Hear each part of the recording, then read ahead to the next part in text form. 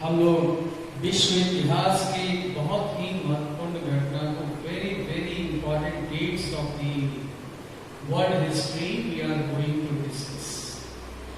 French revolution. French revolution not only impacted in France, but its impact was felt worldwide. And the idea which came out from the main idea, the sole idea was the French Revolution was liberty, equality, and fraternity. Was adopted by almost all the democratic countries of the world, and government run on the principle which came out from the French Revolution. And we will discuss today this topic, French Revolution, from NCERT book of class 9. The first chapter of class 9 is French Revolution, and the first sub-chapter is French society during the late 18th century. I have worked very hard for you, the students, to make the subject like history interesting and easy. History, as you know, we read history to make our present and future better. We have learned many things from the history, and French Revolution has taught us a lot. I have, from the first chapter, French society during the late 18th century, we taken out different, I have given different topics. I have taken out dates which were important in this chapter. और उसके बाद मैंने जो व्यक्ति का भी नाम, persons है उसमें जो काफी इम्पोर्टेंट है, उनका भी नाम निकाला है। ये 5 कुछ नाम है यहाँ पर, आप देख रहे होंगे ब्लैक बोर्ड पर। और प्लेसेस, करीब करीब 10 प्लेसेस का जिक्र आया है फर्स्ट चैप्टर में। और इसके अलावा कुछ इम्पोर्टेंट टर्म्स है, उसके बारे में भी हम लोग बात करेंगे। We will also discuss some important questions from this chapter. I have made some questions for you which could be important, which should be important for you. A first date which we will discuss one by one all the things from this chapter. Dates. First we will discuss dates. First date which is mentioned in your book is 14 July 1789. What happened on this date? A rumor was spread that the king's army will fire on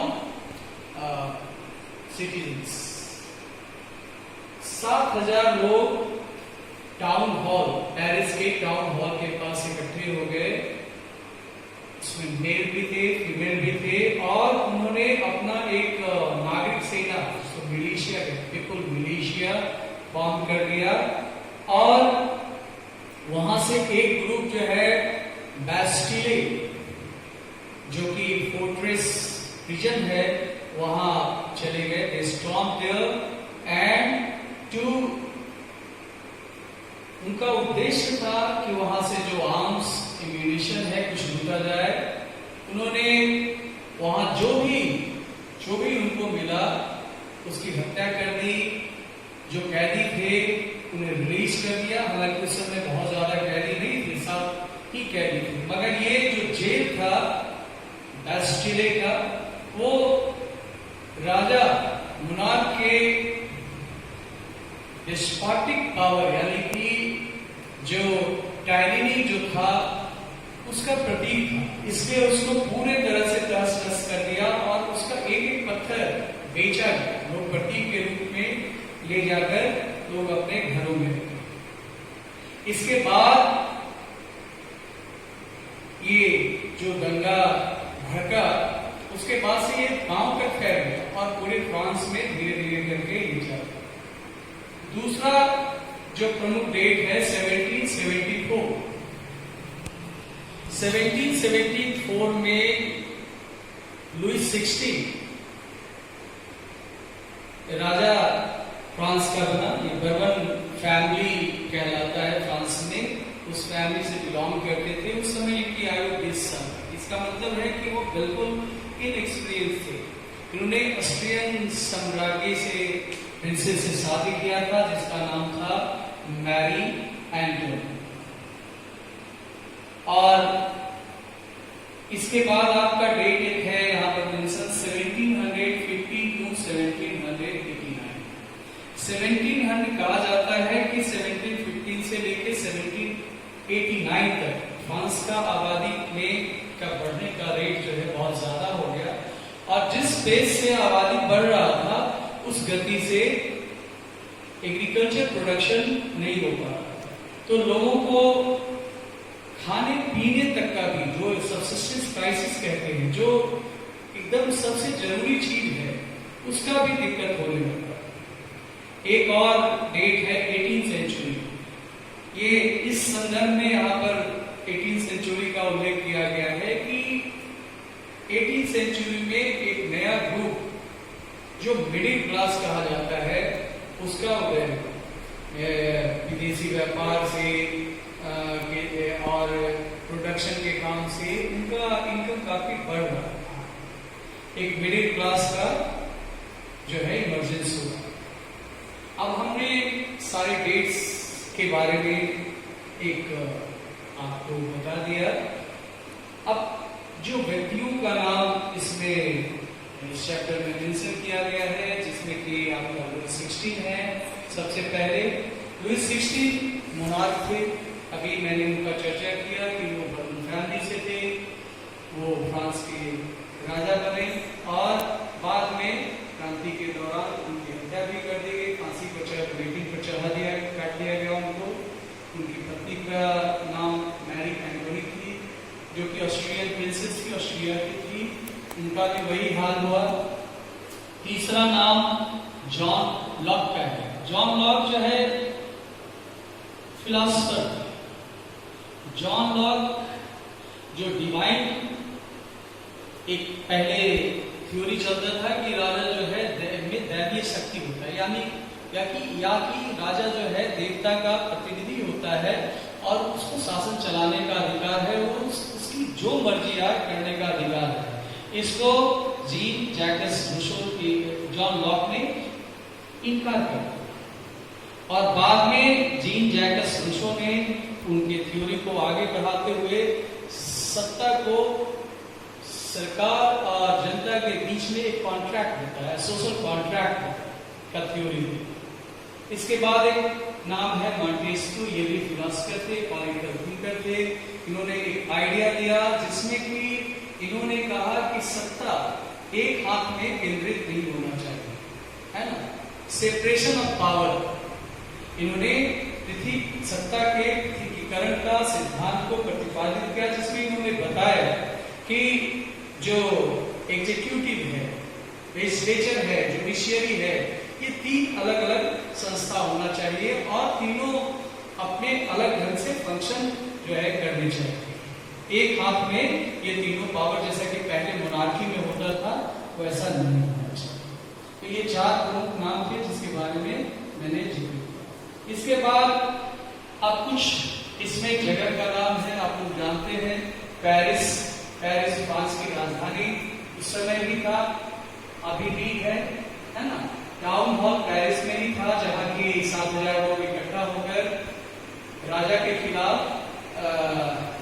विद्रोह का एक बिगुल फूंक दिया था।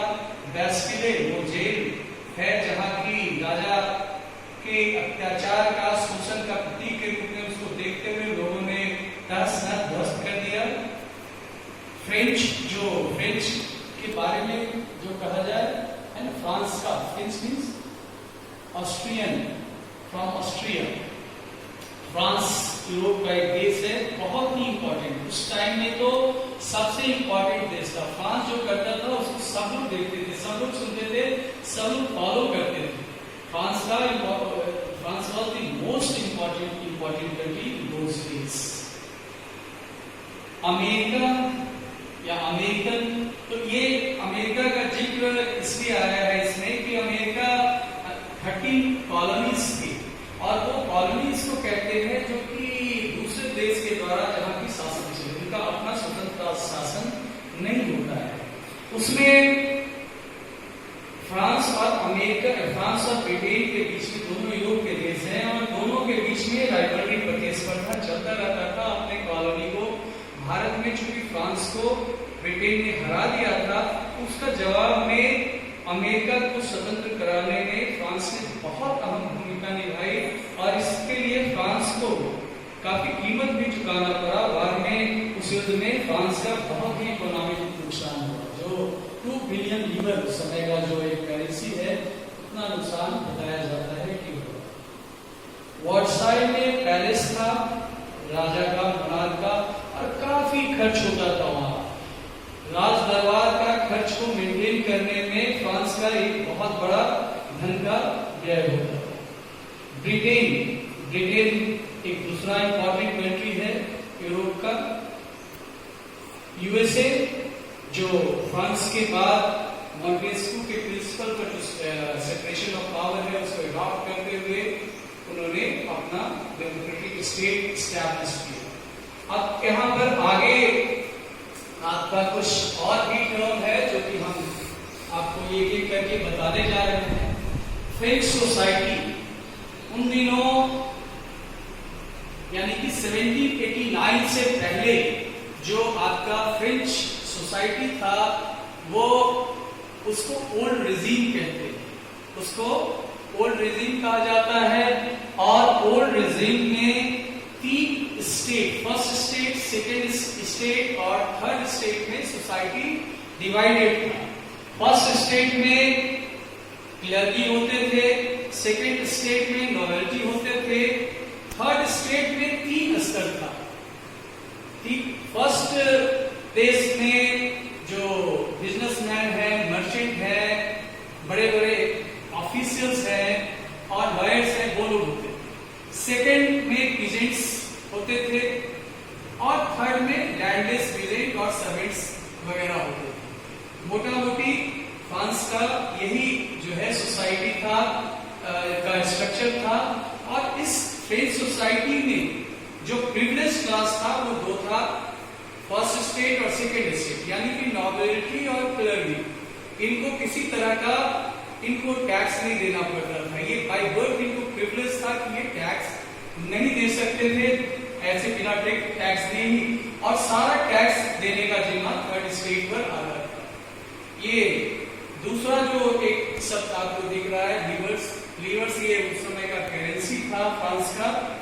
और उसके बाद आपका क्लर्की है, ये प्रिस्ट जो चर्च में काम करते थे लोग, उनको कहते हैं। और उसके बाद फिर नॉबल्स और फ्यूडल्स। उस समय मध्यकालीन जो व्यवस्था है इतिहास में, वो सिस्टम जो है फ्यूडल सिस्टम कहलाता है। जो राजनैतिक और आर्थिक जो संरचना था, उसमें मुख्य रूप से जो जमींदार, जमीन वाले लोग होते थे। आपको मालूम होना चाहिए कि फ्रांस में 90% लोग पीजेंट्स थे, और उन 90% पीजेंट के पास बहुत कम जमीन था। ज्यादातर पीजेंट्स तो लैंडलेस थे, ये सारा जमीन फ्यूडल्स के पास होता था। अब ये एक वर्ड है टाइप, सॉरी इसको हम प्रोनाउंस करेंगे टाइप। ये टाइप जो है एक तरह का टैक्स था। टाइप का शाब्दिक अर्थ होता है दशमांश, यानी कि 10वां हिस्सा। और ये 10वां हिस्सा जो है टैक्स के रूप में देना पड़ता था चर्च को, सभी लोगों को। एक दूसरा टैक्स है यहाँ पर नंबर 6 पर। ये टैक्स जो है फ्रांस की जनता सरकार को, ये डायरेक्ट टैक्स था। सबसिस्टेंस क्राइसिस के बारे में पहले बता दिए कि सबसिस्टेंस क्राइसिस वह स्थिति है जिसमें आपका जो बेसिक नीड्स, खान पान, खाने पीने का चीज भी न मिलना शुरू हो जाए, तो उसको हम कहेंगे सबसिस्टेंस क्राइसिस। एक वर्ड आया है एनोनिमस। रिजीम के बारे में बता दिए, period of time in French history before 1789। Feudal privileges के बारे में बता दिए, फ्यूडल प्रिविलेजेस में फ्यूडल्स को ड्यूज, कुछ फ्यूडल ड्यूज होता था जो लोगों को देना पड़ता था। एक जो उस आप जो नहीं देते थे उनको बेगारी करना पड़ता था इनके यहाँ। डिस्पॉटिक पावर के बारे में शुरू में ही चर्चा की है कि डिस्पॉटिक पावर स्वेच्छाचारी टायरनी, जिसमें राजा किसी का सुनता नहीं, अपना जो सलाहकार मर्जी है वो करता है, उसको हम डिस्पॉटिक पावर कहते हैं। Friends, students, I have discussed point by point all the things, and I have some questions for you. If you want to write this, you can write. Why did French gather near the town hall? I have mentioned it. They gathered. After rumor spread that the military of king was going to fire on citizens. What did they do?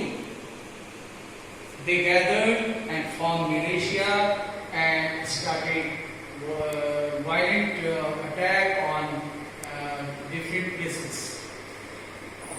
government places. Second question is briefly describe the French society during old regime. I have already described it. The society was divided into 3 states. First state,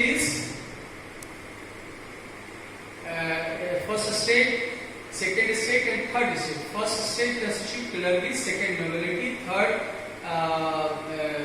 businessman, merchant, professionals, all type of other people. What did, third question is, what did the people do to fortress prison of Bastille? They demolished this fortress prison because they thought that this was the symbol of despotism of the monarch. Why did they do that? I have already told you. Why did France help the 13 colonies to gain independence? Because he wanted to take revenge, took revenge on Britain. What was the economic fallout? France suffered a lot. $2 billion spent on this war. The right about feudal privileges. I have already talked about feudal privileges.